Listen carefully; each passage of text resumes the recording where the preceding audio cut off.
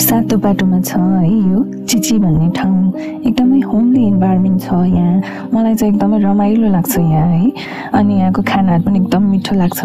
अनि मलाई खानु भन्दा सिक्नु हैन अनि खानु पनि मन लाग्छ है सुमे दाइ नमस्ते नमस्ते मफला काठो छु न के बोले काठो चिचिली वया ठाउँ चाहिँ टोफु नेमालीमा चिकन माउ टोफु नमस्ते आज भोलि एकदम ट्रेनिङमा आएको डिस हो यो हैन तपाईहरु पनि हेरेर बनाउन सक्नुहुन्छ घरमा है तर सुमे दाइको हातबाट चाहिँ कसरी बन्दो रहेछ हेरौँ है त आइस मिलेन भने यहाँ सुमे दाइकोमा आएर ट्राई गर्न आउन सक्नुहुन्छ है ल लेट्स स्टार्ट दाइ कसरी बनाउनु मलाई सिक्नु पर्यो सामानहरु सबै घरमा नहोला हैन तै पनि अब कसरी बनाउनुहुन्छ हजुरको स्टाइलमा हामीलाई सिकाइदिनु पर्यो यो चाहिँ हाम्रो सनफ्लावर है चप गार्लिक यसलाई टोबान्ची सस भन्छ यो चाहिँ हाम्रो dry hot sauce oyster sauce chicken chop गरेको है फ्राई गरेको लिंक चिकन मैले कन्ट्रोल राखेको छ उनको दबाई हुन्छ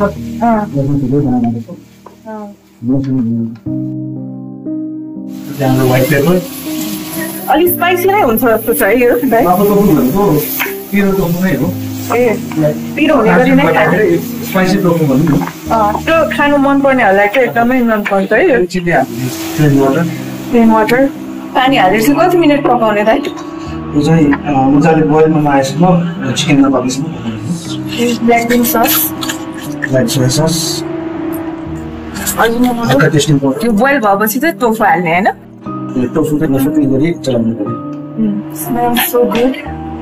पानी हालिसकेर टेस्ट गरी हेर्नुहोस्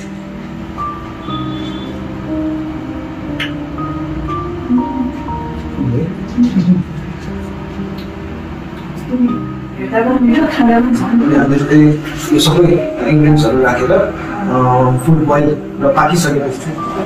कन्फ्लोरमा पानी हालेर हल्का बाक्लो बनाउनुको लागि चाहिँ हामी कन्फ्लोर युज गर्छौँ हाम्रो ग्रेभी कसरी बाक्लो हुँदै आउँछ हेर्नु होला फेरि एकछिन बोइलमा हुन्छ यो पाकेको ग्रेभी चाहिँ बाक्लो हुन्छ दाइ यो के हाल्नु भयो हैन अनि नुन चाहिँ हाल्नु पर्दैन यो हाम्रो चाइनिज डिसमा प्रायः नुन चाहिँ खासै युज हुँदैन हाम्रो जति पनि यो इन्ग्रिडियन्ट्स हुन्छ त्यसमा चाहिँ अलरेडी त्यो जुन नुनको फ्लेभर जति मात्रामा जान्छ त्यो चाहिँ पहिले हामीले मार्केटमा रेडिमेड नै पाउँछ यो चाहिँ मान्छेले चिन्यो भने मजाले घरमा पकाएर इन्जोय गर्न सक्नुहुन्छ तर दाइको हातबाट खाने छुट्टै मजा ल रेडी भइसक्यो दाइ यो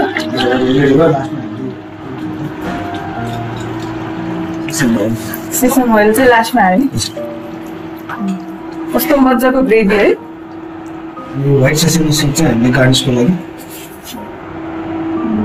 माफु टोफु इज रेडी हाम्रो माफु टोफु चाहिँ रेडी भयो खानु हतार भइसक्यो मलाई केसँग खानु दाइ यो चाहिँ हाम्रो प्लेन राइससँग एकदम राम्रो जान्छ वाउ हेर्दा मात्र डिलिसियस होइन टेस्ट पनि एकदमै मिठो छ यम्मी ल न्यू टेस्ट तिमीहरूको लागि है फर्स्ट टाइम खाँदैछ रोज दिदीले हाउ इज द टेस्ट कस्तो छ फ्लेभर राइससँग खाऊ है त राइस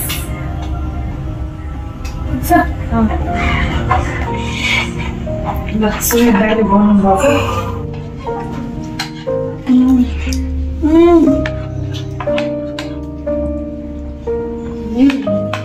कस्तो मिठो है कस्तो लाग्यो रोज न्यू टेस्ट मिठो छ देजीलाई चाइनिज फ्लेभर आछ हो आदन दाइ सा बाना डेको सा यहाँ गुसा होला बाना डेको